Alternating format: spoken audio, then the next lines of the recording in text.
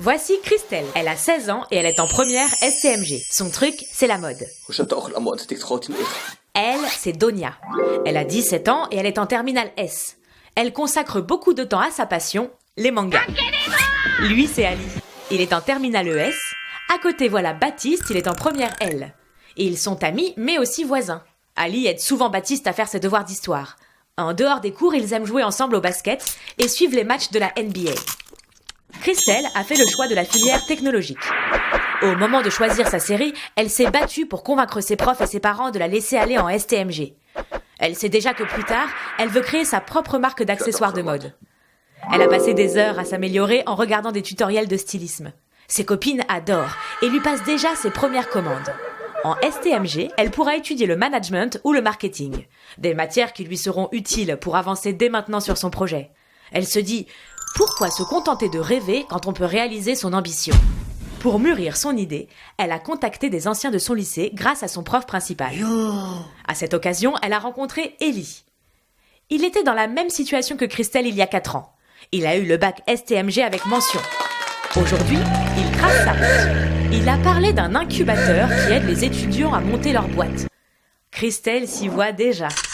Il a réussi. Pourquoi pas elle ? Donia est à l'heure des choix post-bac. Niveau résultats scolaires, elle s'en sort plutôt bien et elle peut tout envisager. Elle pourrait se relaxer devant un nouveau manga. Voilà, c'est fait. Et après ? Après, elle pourrait aller en classe préparatoire aux grandes écoles. Mais elle préfère tenter d'intégrer directement une grande école, même si elle sait que c'est sélectif. Pour y arriver, elle doit passer des concours. Pour le premier, elle est globalement plutôt confiante.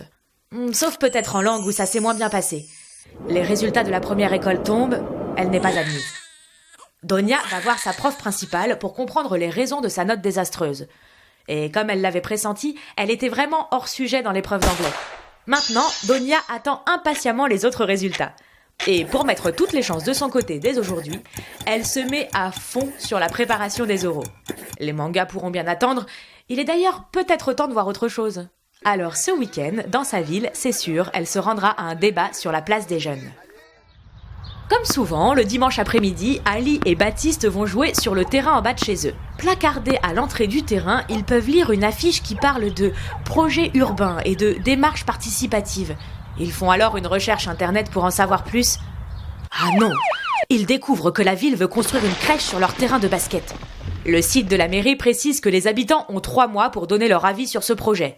Ils envoient alors un mail pour demander un rendez-vous. C'est l'élu en charge de la vie sportive qui les reçoit.